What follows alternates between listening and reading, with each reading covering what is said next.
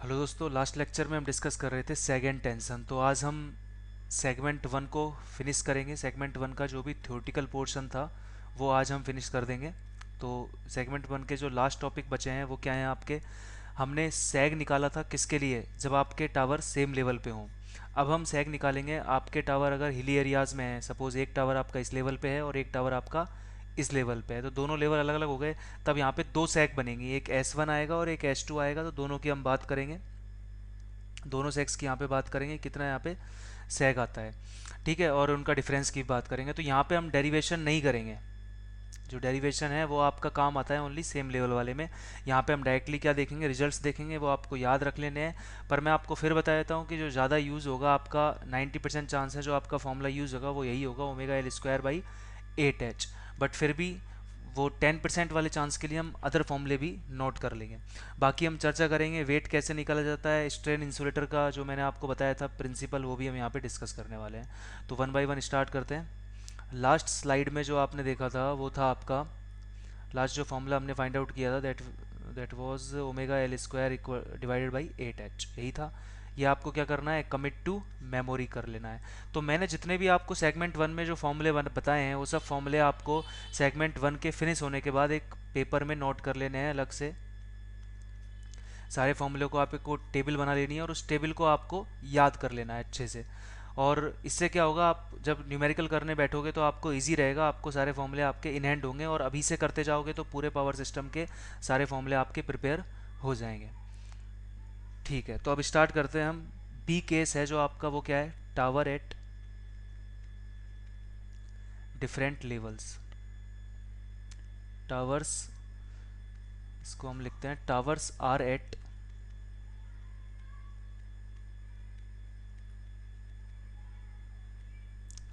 Different levels. ठीक है, तो यहाँ पे क्या होगा, ये यूज़ होता है आपके हिली एरियाज़ में। ठीक है, क्या क्या केस क्या बनता है, ये सपोज आपका एक टावर है और ये आपका नेक्स्ट टावर है। तो आपने क्या देखा यहाँ पे कि दोनों का जो लेवल है वो डिफरेंट है। लेवल का कैसे पता चलेगा, इसको हम थोड़ा आपको विजुलाइज हो सके इसके लिए इसको और थोड़ा इनके लेवल में डिफरेंस लेकर के आते हैं। ये आपका हिली एरियाज है, एक टावर आपका यहाँ पे लगा हुआ है और एक टावर आपका लगा हुआ है यहाँ पे।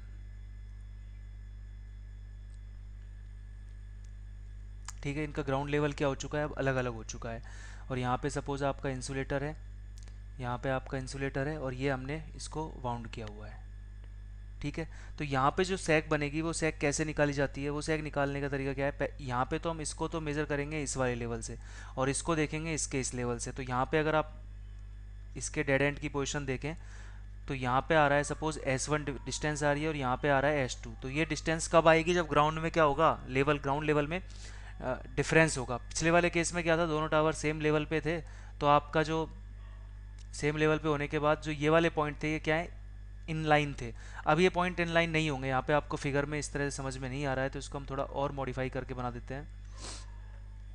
इसको हम बनाते हैं, ये आपका यहाँ पे आ जाएगा। ठीक है, तो अब ये इन लाइन नहीं है, अब ये दोनों आपस में क्या है, इनलाइन नहीं है। तो यहाँ से यहाँ तक की डिफरेंस है वो तो S2 सैग बोली जाएगी और ये वाली सैग को हम S1 बोलेंगे। तो यहाँ पे दो तरह की सैग आ गई है।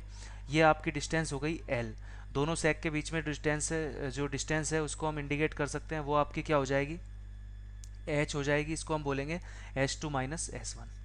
तो S1 S2 क्या है, दोनों लेवल अलग अलग होने की वजह से हमको दोनों टावर के लिए अलग अलग सैग डिफाइन करनी पड़ी, क्योंकि ये वाला पॉइंट तो आप सेम लोगे, इस वाले पॉइंट को इससे कंपेयर किया तो S1 मिला, इस वाले पॉइंट को जब इन दोनों से कंपेयर किया तो आपको S2 मिल गया। उन दोनों के डिफरेंस को हम H बोल सकते हैं। वो किसको बताएगा, वो बताएगा आपके दोनों टावर्स के लेवल में जो डिफरेंस है। सपोज ये आपके टावर थे, ये आपका सैग था, तो ये तो हो गया आपका S1। ठीक है, ये हो गया आपका S2। तो इन दोनों के बीच में जो डिफरेंस है, इन दोनों लाइनों के बीच में जो डिफरेंस है वो आपको किसको बता रहा है, H को बता रहा है, यानी कि S2 माइनस S1 को।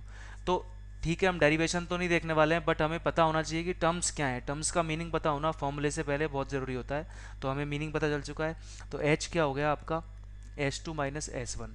अब आपका S1 क्या होगा यहाँ पे, omega upon not omega, weight divided by 2H multiply by L by 2 minus capital H small H divided by W L square, ठीक है। इसी तरह से एच टू की बात करें तो omega divide by two H L by two plus H H W L square, ठीक है। डब्ल्यू आपको पता है क्या है, वेट है। एल आपको पता है स्पैन है। कैपिटल एच आपको पता है, कैपिटल एच क्या है यहाँ पे, जो आपका हॉरिजेंटल टेंशन है, जो मैक्सिमम डिफ्लेक्शन पॉइंट पे जो टेंशन है। और अगर कुछ ना दिया जाए तो सिंपली टेंशन वर्ड का मीनिंग हमें कैपिटल एच से ही लेना है। स्मॉल एच क्या है, ये हमने डिफाइन कर दिया, H two minus S one. तो ये तीन मैथमेटिकल इक्वेशन है, ये इस केस में यूज़ की जा सकती हैं, बट मैं आपको बता देता हूँ ये कोई आप किसी भी न्यूमेरिकल में आपके यूज़ नहीं होंगी, आपको देखने को नहीं मिलेगी। बट फॉर थियोरटिकल हमें इन स्टडी करना था, इसलिए मैंने आपको ये बता दिया है। अब हम आगे बात करते हैं जो अपने लिए इंपॉर्टेंट चीज़ें हैं वो क्या हैं। फर्स्ट चीज़ आती है कि अगर हम टेंशन को इंक्रीज करते हैं, टेंशन को अगर इंक्रीज करेंगे तो हम जानते हैं टेंशन का जो हमें फॉर्मूला बेसिकली यूज़ करना है वो यही वाला यूज़ करना है। ज़्यादातर केस में टावर हम सेम लेवल पे मान के चलेंगे। तो अगर हम एच को इंक्रीज करेंगे तो सेक क्या होगा, कम होगा।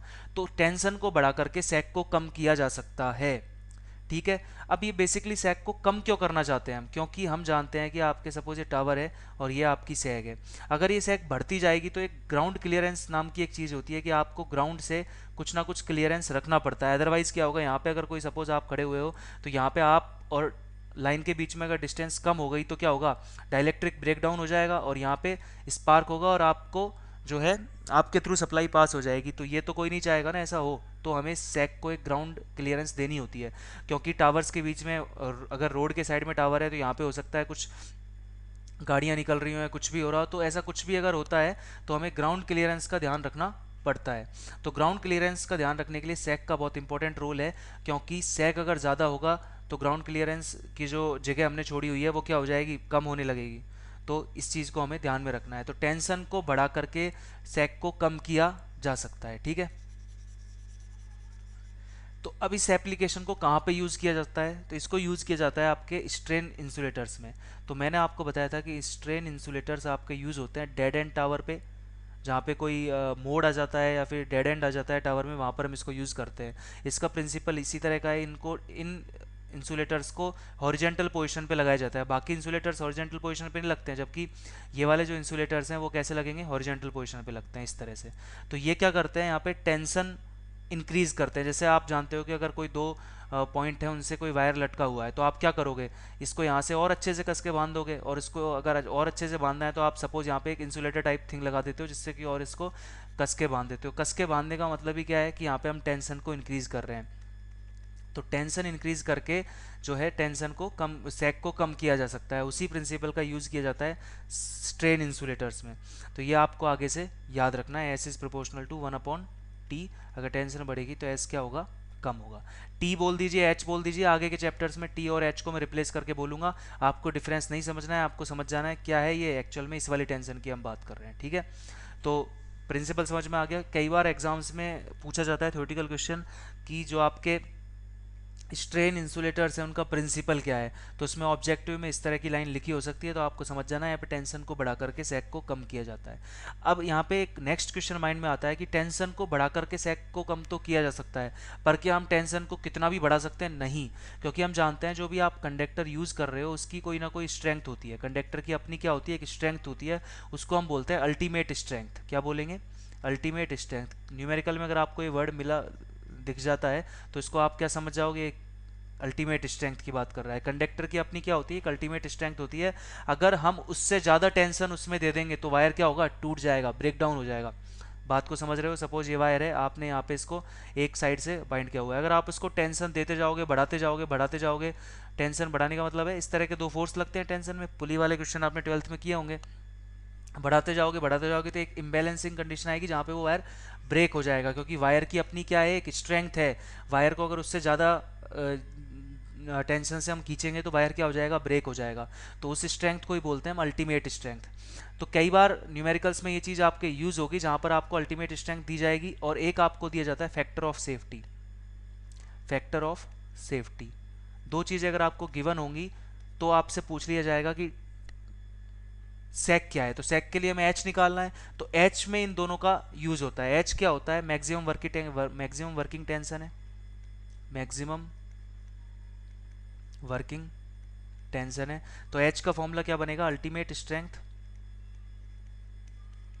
हम जानते हैं हम इतना टेंशन उसको दे सकते हैं, इतनी स्ट्रेंथ तक वो उसको बियर कर लेगा, बट हम कुछ फैक्टर ऑफ सेफ्टी लेकर के चलते हैं कि हम कोशिश क्या करते हैं उस स्ट्रेंथ से, जो उसकी वायर की अल्टीमेट स्ट्रेंथ है उससे कम टेंशन उसमें लगाएं। तो हम यहाँ इसलिए इसको क्या करते हैं, डिवाइड कर देते हैं, किससे, फैक्टर ऑफ सेफ्टी से। आपको इसका फिजिकल मीनिंग समझ में आ गया होगा। सपोज उसकी स्ट्रेंथ 5 यूनिट है तो हम उस पर 5 नहीं लगाएंगे, हम कोशिश करते हैं कि 4 या 3 तक ही हम उसमें यूज़ करें। तो इसलिए एक फैक्टर ऑफ सेफ्टी को हम यहाँ पे यूज़ करते हैं। तो ये किसका फॉर्मूला हो गया, मैक्सिमम वर्किंग टेंशन का फॉर्मूला हो गया। तो एक स्लाइड में आप ये फॉर्मूला नोट कर लेना, समझ में आ गया क्या पर्पज़ है इसका। ठीक है, क्योंकि हमको यही फॉर्मूला यूज़ करना है, तो हम क्या कर रहे हैं कि इनमें जो टर्म्स यूज़ हो रही है उन टर्म्स में न्यूमेरिकल में क्या कोशिशें हो सकती हैं एग्जामिनर की। तो अगर इस तरह से एच के बारे में दिया हो तो अब आप एच निकाल सकते हो, फिर आप एच को इस फॉर्मूले में पुट कर सकते हो। ठीक है, नेक्स्ट चीज़ यहाँ पे क्या आती है, नेक्स्ट आएगा आपका वेट। वेट के बारे में भी कुछ चीज़ें चेंज हो सकती हैं। अभी तक जो हमने वेट इस फॉर्मूले में यूज़ किया है वो हम क्या मान रहे हैं कि सिर्फ कंडक्टर का ही वेट है, बट ऐसा भी हो सकता है कि उस एरिया में हवा चल रही हो बहुत तेज़ी से, या फिर उस एरिया में बर्फ़बारी होती हो। अगर बर्फ़बारी होगी तो वहाँ पे क्या होगा कि जो आपका कंडक्टर उसके ऊपर आइस डिपॉजिट हो जाएगी, तो आइस का वेट भी उसके अंदर आ जाएगा। तो अब हमें उन सब फैक्टर्स को कंसीडर करके चलना है। तो वेट बेसिकली किस में गिवन होता है, किलोग्राम पर मीटर में। मैंने आपको बताया था यूनिट वेट होता है, किलोग्राम पर मीटर में इसको दिया जाता है। ठीक है, अब समझते हैं इस वेट को हम कैसे निकालेंगे। ये आपका इंसुलेटर है, ये भी इंसुलेटर है। ठीक है, अब सारे केस को हम यहाँ पर लेकर के चलेंगे। एक्चुअल कंडक्टर तो क्या था, ये था एक्चुअल कंडक्टर, सपोज ये है। अब हो क्या सकता है, यहाँ पे आइस डिपॉजिट हो सकती है, तो यहाँ पे आइस का भी कुछ ना कुछ वेट आ जाएगा।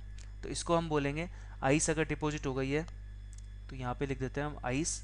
आइस का कोई ना कोई वेट है, उसको हम ओमेगा आई लिख देते हैं, आइस वेट है। ठीक है, उसके अलावा सपोज यहाँ पे हवा भी चल रही है, हवा चल रही है तो हवा या तो आपके कंडक्टर पे, कंडक्टर सपोज आपका ये है तो या तो आपके इधर से लगेगी हवा या फिर यहाँ से लगेगी। तो उसको हम इंडिकेट कर देते हैं अपन को एक डायरेक्शन लेके।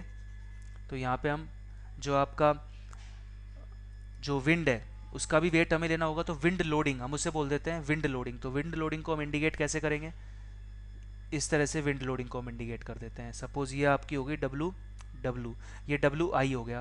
तो नीचे की तरफ टोटल कितना हो जाएगा, डब्लू एस यानी कि सेल्फ वेट कितना है कंडक्टर का, प्लस हो जाएगा आइस का कितना लोड आ गया, और एक लग रहा है डब्लू विंड वाला लोडिंग। तो टोटल कितना वेट हो जाएगा यहाँ पे आपका, टोटल हो जाएगा डब्लू। वो एक्चुअल में किस डायरेक्शन में लगेगा, इस डायरेक्शन में लगेगा। सिंपल हमने वेक्टर बनाया है, एग्रेगेट कर देते हैं क्या क्या है, W W, total W, W S plus W I और डब्लू आई। तो इनके नेम आप नोट कर सकते हो। डब्लू एस ये क्या बता रहा है, सेल्फ वेट ऑफ कंडक्टर। ठीक है, उसी तरह से डब्लू आइस, आइस वाला वेट आएगा तो इसको हम बोल देते हैं आइस लोडिंग। नेक्स्ट आता है डब्लू, सबस्क्रिप्ट में डब्लू है तो इसको हम बोलेंगे विंड लोडिंग। तो इस तरह के अभी जो हमने फाइनल लास्ट वाले टॉपिक में देखा था तो वहाँ पे हमने सिर्फ डब्ल्यू एस लेकर के चल रहे थे। अब आपको इनको भी यहाँ पे इंक्लूड करना होगा।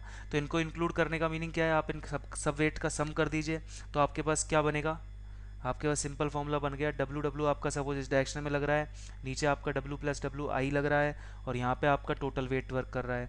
ये आपका सपोज यहाँ पे एंगल कितना बना रहा है, थीटा। तो आप वेक्टर यूज़ कर सकते हो। तो क्या बनेगा आपके पास, टोटल डब्ल्यू क्या हो जाएगा, root of W S plus W I का होल स्क्वायर, प्लस कर देंगे किसको, डब्ल्यू डब्ल्यू स्क्वायर को। ठीक है, उसके अलावा थीटा क्या आ जाएगा, tan inverse W W divided by W S plus W आई। तो बेसिक हमने वेक्टर सम को यूज़ करके ये दोनों चीज़ों को लिख लिया है। कोई इसमें कुछ अलग से डेरिवेशन आपके नहीं है, आपको समझ में आ गया। टोटल डब्ल्यू हमने निकाल लिया है, कब, जब आपके पास आइस लोडिंग भी गिवन है, विंड लोडिंग भी गिवन है, तब हम इस तरह से टोटल वेट को निकाल सकते हैं। अब ये तो हो गया कि अगर आपको डब्ल्यू एस पता है, डब्ल्यू आई पता है, और डब्ल्यू जो आपका स्मॉल सबस्क्रिप्ट वाला डब्ल्यू है वो पता है, तो आप टोटल वेट निकाल सकते हो। बट आपको डब्ल्यू आइस निकालने के लिए क्या करना है, डब्ल्यू विंड लोडिंग निकालने के लिए क्या करना है, अब हम उनको डिस्कस करते हैं। ठीक है, तो यहाँ तक आपको समझ में आ गया होगा। इसके अंदर एक स्मॉल पॉइंट और आता है, अगर आपसे पूछ ली जाए वर्टिकल सैग क्या होगा, क्योंकि यहाँ पे जो सैग आ रहा है वो इस डायरेक्शन में आएगा। आपसे पूछा गया है वर्टिकल सैग, ये जो आ रहा है वो इस थीटा में आ रहा है, तो आपसे सिंपली पूछा है वर्टिकल सेक, तो क्या हो जाएगा इस डायरेक्शन में अगर एस है तो वर्टिकल में क्या होगा एस कॉस थीटा। और एस कॉस थीटा के लिए कौन जिम्मेदार है, ओनली ये वाला वेट, ये वाला वेट उसके लिए जिम्मेदार नहीं है, तो हमें ओनली इंक्लूड करना है किसको, डब्ल्यू एस प्लस डब्ल्यू आई को। तो इसका फॉर्मूला क्या बनेगा, W S plus W I का स्क्वायर, इसका फॉर्मूला हम देख लेते हैं, अलग से नोट कर लेते हैं नीचे। अगर आप वर्टिकल सैग की बात करते हो तो वर्टिकल सैग में क्या होगा, वर्टिकल सैग आपका हो जाएगा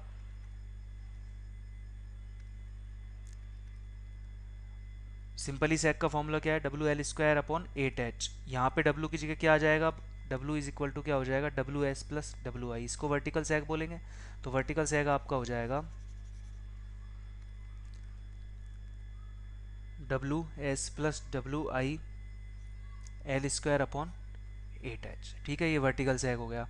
तो यहाँ पे सैग के अंदर हमने क्या क्या देख लिया, बेसिकली अगर आपका वेट है उसमें क्या क्या वो मॉडिफाई कर सकता है इन क्वेश्चन, तो वो हमने बात कर ली। अगर सिंपली सेल्फ वेट दिया हुआ है तो कोई दिक्कत नहीं है, अगर सबको इंक्लूड करना है आइस फैक्टर को विंड फैक्टर को, तो हमने वो केस यहाँ पे देख लिया है। अब इसी केस में हम बात करते हैं कि आइस एरियाज में जो आइस वेट है वो कैसे निकाला जाता है। इन आइस एरियाज, इंडिया में ऐसा ओनली कहाँ पे होता है, हिमाचली एरियाज में होगा, बाकी अब आइसिंग होती नहीं है तो हमें इतनी लोड लेने की इसकी रिक्वायरमेंट नहीं है। अगर आइस एरियाज है तो क्या होगा, ये सपोज आपका कंडक्टर है, आइस डिपॉजिट होगी ऊपर नीचे दोनों साइड में डिपॉजिट हो जाएगी। सपोज आपके कंडक्टर जो है उसका जो डायमीटर है वो डी है, और यहाँ से यहाँ तक डिस्टेंस कितनी है, टी थिकनेस है, जो आपकी आइस लोडिंग हुई है उसकी थिकनेस कितनी है, टी है। तो यहाँ पे अगर सपोज इसकी अगर 1 मीटर के लिए हम बात कर रहे हैं, कितने मीटर के लिए, 1 मीटर के लिए, तो हम ज़्यादातर यूनिट डिस्टेंस के लिए चलेंगे, क्योंकि हम किसकी में बात कर रहे हैं, वेट आपका किस में लिया हुआ है, यूनिट डिस्टेंस के लिए लिया हुआ है। तो अगर हम 1 मीटर के लिए बात कर रहे हैं तो हम क्या बोलेंगे, डब्ल्यू आइस का वेट कितना होगा, डेंसिटी ऑफ आइस, वेट ऐसे निकल जाता है density of ice multiply by volume, volume से अगर मल्टीप्लाई कर देंगे तो आ जाएगा density of ice multiply by volume हो जाएगा। ठीक है, अब यहाँ पे क्या करेंगे हम, अब हमें इसका वॉल्यूम निकालना है। डेंसिटी तो आपको सपोज गिवन है, क्वेश्चन के अंदर गिवन है, अगर आपको वॉल्यूम निकालना है तो कैसे निकालेंगे, इस टोटल का वॉल्यूम निकाल लेंगे और उसमें से जो आपका कंडक्टर है उसका वॉल्यूम माइनस कर देंगे। तो हम क्या लिख सकते हैं, वॉल्यूम क्या आएगा, total volume minus conductor volume. Total volume का मीनिंग क्या है, जो आपके आइस का वॉल्यूम है, क्योंकि हमें इस फॉर्मूले में वॉल्यूम की रिक्वायरमेंट है तभी हम वेट निकाल सकते हैं। तो आपका टोटल वॉल्यूम क्या आएगा, सिलेंड्रिकल शेप है तो वॉल्यूम का फॉर्मूला क्या होता है, पाई आर स्क्वायर एच, तो क्या बनेगा पाई बाई 4, आर नहीं है डायमीटर है इसलिए 4 आ गया, डी प्लस क्या हो जाएगा टोटल 2t, क्योंकि डी प्लस टी तो D plus 2t square, H क्या है यहाँ पे 1 मीटर है, माइनस करेंगे कितना, pi by 4 D square into 1 metre, क्योंकि हमें कंडक्टर का वॉल्यूम माइनस करना है, कंडक्टर का वॉल्यूम क्या है, उसके डायमीटर क्या है डी है, तो पाई आर स्क्वायर एच क्या हो जाएगा, pi D square by 4 into 1 meter. इसको जब सॉल्व करते हैं तो आपके पास आंसर आएगा pi T into D plus T. ठीक है, ये आपके पास आ गया pi T into D plus T, into लिख सकते हैं 1 मीटर, क्योंकि 1 मीटर को हम अलग से लेकर के चल रहे हैं, ये इंडिकेटर है कि ये हम वॉल्यूम निकाल रहे हैं। तो डेंसिटी ऑफ आइस क्या हो जाएगी, जो आपका वेट है वो क्या हो जाएगा आइस का, अब पूरा फॉर्मूला में यहाँ पे कंप्लीट लिख देते हैं। आइस का वेट हो जाएगा, डेंसिटी आपको गिवन होगी, उस डेंसिटी को मल्टीप्लाई कर देंगे किससे, pi T into D plus T से, और इंटू 1 मीटर। तो ये आपके पास हो गया क्या, आइस का वेट आ गया। तो अगर इस तरह से न्यूमेरिकल में गिवन है तो भी आप निकाल सकते। तो मैं आपको पॉसिबल सारे केस बताऊंगा, बट आप देखोगे प्रीवियस ईयर में इस तरह के क्वेश्चंस पूछे नहीं गए हैं, बट हमें करने हैं क्योंकि कोई नहीं जानता आगामी सालों में क्या चेंजेज आते हैं, क्या होने वाला है। तो उसके लिए हमने जो भी आपके रेफरेंस बुक्स में जो जो पॉइंट्स दिए होते हैं उन सबको हम यहाँ पे इंक्लूड कर रहे हैं। ठीक है, तो इस तरह से भी अगर आइस लोडिंग में निकालना है तो आप निकाल सकते हो। उसके अलावा अगर आपसे विंड जो आपका है, विंड लोडिंग है, उसमें अगर कुछ चेंजेस देके पूछ सकता है तो क्या पूछ सकता है, ज़्यादा से ज़्यादा क्या पूछेगा आपसे, विंड अगर लोडिंग निकालनी है तो इसका फॉर्मूला क्या होता है, wind pressure multiply by projected area, जिस एरिया में आपकी जो है विंड का फोर्स लग रहा है। तो विंड वॉल्यूम, विंड प्रेशर कितना हो जाएगा वो आपको क्वेश्चन में गिवन होगा। आपको क्या निकालना होगा, प्रोजेक्टेड एरिया। प्रोजेक्टेड एरिया क्या होगा, हम जानते हैं ये कंडक्टर था, इसका डायमीटर डी था, ऊपर अगर आइस लोडिंग भी है तो क्या हो जाएगा टी, ये वाला क्या है नीचे वाला भी टी, और ये कितना है डी है, तो टोटल क्या हो गया डी प्लस 2t, और इसकी लेंथ कितनी है 1 मीटर, तो प्रोजेक्टेड एरिया क्या हो जाएगा 1 मीटर से इसको मल्टीप्लाई कर देंगे। तो ये हो गया, अगर आपको डब्ल्यू डब्ल्यू निकालना हुआ तो एक फॉर्मूला यहाँ से बन जाता है, अगर आपको प्रेशर दिया हुआ है और आपको विंड की लोडिंग निकालनी है तो। ठीक है, तो ये हो गया आपका इस जो फॉर्मूला था आपका omega L square by 8h, इसमें क्या क्या चेंज पॉसिबल हैं वो मैंने आपको सारे बता दिए हैं। सेम लेवल के लिए फॉर्मूला है, डिफरेंट लेवल के लिए जो फॉर्मूला है वो इतना यूज़ नहीं होगा, बट आपको इसे तो कमिट टू मेमोरी करके रखना ही है। अब आज के जो लास्ट टॉपिक है वो क्या है, एक आपसे थियोटिकली पूछ लिया जाता है स्ट्रिंग चार्ट का क्या मीनिंग है और एक क्या सिग्निफाई करता है। तो स्ट्रिंग चार्ट जो होता है वो बेसिकली क्या बताता है, ये ड्रॉ किसके बीच में किया जाता है, सैग टेंशन वर्सेस टेम्परेचर के बीच में। तो कई बार जेई और ईएससी एग्जाम्स में डायरेक्टली थ्योरेटिकल क्वेश्चन पूछा जाता है कि स्ट्रिंग चार्ट को आप किन किन चीज़ों के बीच में रिलेट करते हो। तो ये सैग वर्सेस टेम्परेचर और टेंशन वर्सेस टेम्परेचर को एक ही ग्राफ में दिखाया जाता है। तो हम जानते हैं कि टेम्परेचर के साथ साथ टेंशन तो क्या होती है, डिक्रीज होती जाती है, और सैग है वो क्या हो जाती है, इंक्रीज होती है, क्योंकि थर्मल एक्सपेंशन होता है तो सैग बढ़ेगी और टेंशन क्या होगी, कम होगी। तो इसका कर्व है, आप बना सकते हो सिंपली, अगर आपको इतना आइडिया है फिजिकल आइडिया तो हम एक रफली कर्व बना सकते हैं। इस तरह से क्या होगा, टेंशन डिक्रीज होगी टेम्परेचर बढ़ने के साथ साथ, और सैग क्या होगा, इंक्रीज होगा। तो हम जानते हैं कि सपोज 20 डिग्री सेंटीग्रेड पे आपको क्या पता चल जाएगा, कितनी सैग है और कितनी टेंशन है। ठीक है, उसी तरह से आपको 40 डिग्री सेंटीग्रेड पे भी टेंशन और सैग का आइडिया लग जाएगा। तो ये बेसिक जो है वो मैंने आपको बताया। यहाँ पे क्या आ रहा है, सैग एंड टेंशन, वाई एक्सिस पे सैग एंड टेंशन होता है, एक्स एक्सिस पे टेम्परेचर होता है। ये कर्व किसके लिए है, सैग के लिए है, और ये वाला कर्व किसके लिए है, टेंशन के लिए। ठीक है, तो यहाँ से आपका जनरल क्वेश्चन पूछा जाएगा। अब आपसे पूछ लिया जाता है कि स्ट्रिंग चार्ट की एप्लीकेशन क्या है। ये क्या बताता है कि आपका एरिया का टेम्परेचर अलग अलग हो सकता है, तो उस according to area temperature tower की हाइट कितनी रखनी है, क्योंकि टावर की हाइट किसको ध्यान में रखते हुए रखी जाती है कि ग्राउंड क्लियरेंस कितना रखना है और कितना सैग आ सकता है। दोनों चीज़ों को माइंड में रखना है कि सैग कितना आ सकता है, यानी कि वायर कितना लटक सकता है, और ground clearance according to voltage, क्योंकि ग्राउंड क्लियरेंस डिपेंड करता है वोल्टेज पे कि कितनी वोल्टेज की लाइन है, तो उसको कितना हमें ग्राउंड से दूर रखना होगा। तो एक तो ग्राउंड क्लियरेंस और एक सैग, दोनों को माइंड में रखते हुए हम कोई भी टावर की हाइट को डिसाइड करते हैं। तो वो हम डिसाइड कर सकते हैं किसके थ्रू, स्ट्रिंग चार्ट के थ्रू। तो स्ट्रिंग चार्ट को ध्यान में रखते हुए, क्योंकि स्ट्रिंग चार्ट बता देता है कि इतने टेम्परेचर में इतना सैग आएगा, इतनी टेंशन आएगी। तो यहाँ पे इसकी एप्लीकेशन लिख लेते हैं हम, to calculate height of tower and height of tower, to calculate the height of tower and tension, क्योंकि हमें टेंशन का भी ध्यान रखना है, टेंशन कितनी बढ़ानी है। तो tension to be maintain in transmission lines according to area temperature. तो ये स्मॉल पॉइंट्स हैं, ये आपसे पूछे जा सकते हैं, तो अब आप इसको स्लाइड को नोट कर लें, ये आपका काम हो गया।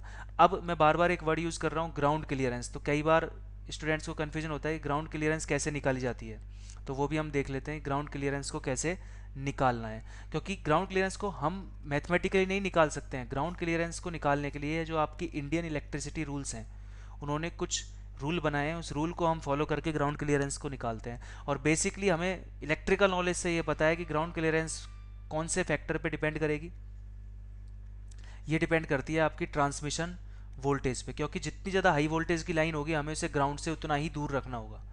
ठीक है, तो ये एक ग्राउंड क्लियरेंस का फैक्टर हम पता कर सकते हैं। अब इंडियन इलेक्ट्रिसिटी रूल्स क्या कहता है, तो इस टॉपिक को हम स्टार्ट करते हैं। Conductor clearance from ground, conductor clearance from ground. ये जो टॉपिक्स होते हैं ये ज़्यादातर आपके इंटरव्यू प्रोस्पेक्ट से ज़्यादा इंपॉर्टेंट है, क्योंकि इंटरव्यूज़ में इस तरह की चीज़ें पूछी जा सकती हैं, तो इनको भी आप नोट कर लें। कंडक्टर क्लियरेंस फ्रॉम ग्राउंड को डिफाइन कैसे किया जाता है, ये डिपेंड किस पे करेगा, depends upon the transmission voltage.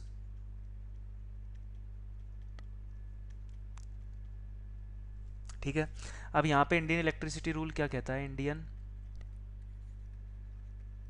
Electricity act कि 433 केवी लाइन, बस ये रूल याद रखो, 433 केवी लाइन के लिए जो ग्राउंड क्लियरेंस रखना है वो 17 फीट रखना है। अब जानते हो आप 1 फीट में कितने 1 फुट में कितने मीटर होते हैं, 0.30148, तो 17 फीट में कितने हो जाएंगे, 17 मल्टीप्लाई बाई 0.30148, तो ये आपका आ जाता है 5.18 मीटर।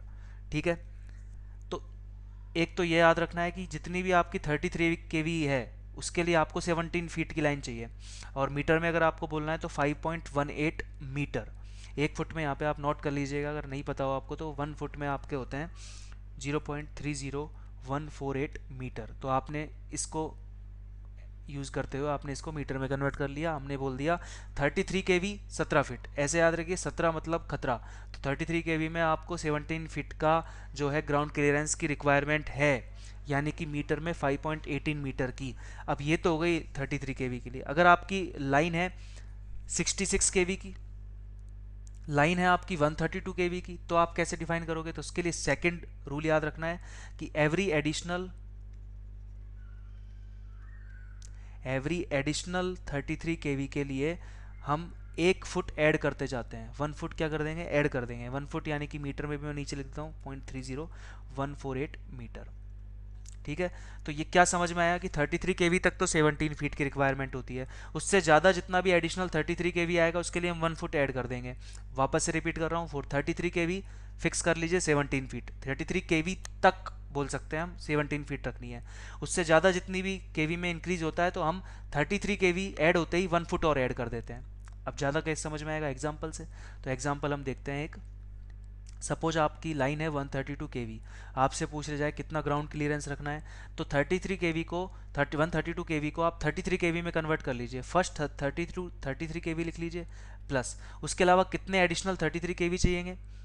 33 132 में से माइनस होंगे तो कितना आएगा? 99। तो 33 और चाहिएंगे, यानी कि फर्स्ट 33 केवी के लिए और फिर उसके अलावा 33 के 3 सेट और चाहिए, तब 132 केवी बनेगा।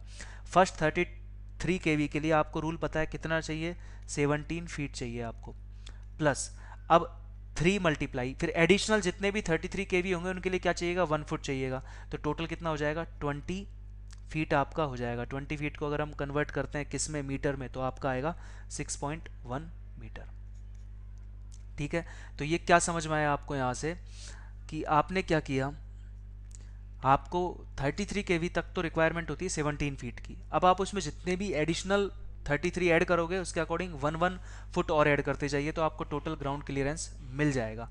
तो इस तरह के क्वेश्चंस में आपके जो ऐसे क्वेश्चंस आते हैं वहाँ पे आपको ज़्यादातर एग्जाम्स में नहीं पूछे जाते हैं ये। आप या तो आपसे पूछा जा सकते हैं स्टेट जेई के अंदर, या फिर आपसे पूछे जा सकते हैं इंटरव्यू के अंदर। तो आपको याद रखना है, मैंने यहाँ पे ही सेकंड टेंशन में ही ग्राउंड क्लियरेंस को क्यों कराया है, इसका रीज़न ये है क्योंकि अभी हमने देखा स्ट्रिंग चार्ट में हम टावर की हाइट फाइंड आउट करते हैं। टावर की हाइट को कौन कौन डिसाइड करता है? सैग और ग्राउंड क्लियरेंस कितनी रखनी है, इसलिए मैंने यहाँ पर इसको ग्राउंड क्लियरेंस को कवर किया है। तो अब आपका जो सेगमेंट 1 है, जो हमने स्टार्ट किया था सेगमेंट 1, वो आपका क्या हो चुका है? कंप्लीट हो चुका है। सेगमेंट 1 से रिलेटेड जो भी आपके क्वेश्चंस प्रीवियस ईयर्स में आ चुके हैं वो हम अब नेक्स्ट लेक्चर से डिस्कस करेंगे। उन सभी क्वेश्चंस को हम सॉल्व करेंगे। उसके साथ एडिशनल क्या देखेंगे कि सपोज हम कोई क्वेश्चन सॉल्व कर रहे हैं और वो रिलेटेड है जनरेटिंग पावर प्लांट से, तो उस क्वेश्चन के अंदर कोई ऐसी टर्म्स है वो अगर यूज़ हुई है जो हमने अभी तक अपने थियोरेटिकल चैप्टर्स में नहीं देखी है, तो हम उस टर्म्स को वहीं पर डिस्कस कर लेंगे और वहीं पर हम उसके नोट्स भी बना लेंगे, उसके मैं आपको नोट करा दूंगा। तो इस तरह से आपका प्रीवियस ईयर का पोर्शन भी कंप्लीट हो जाएगा। उसके साथ आपके एडिशनल जो टॉपिक हैं सेगमेंट 1 से रिलेटेड वो भी आपके कवर हो जाएंगे। So thank you.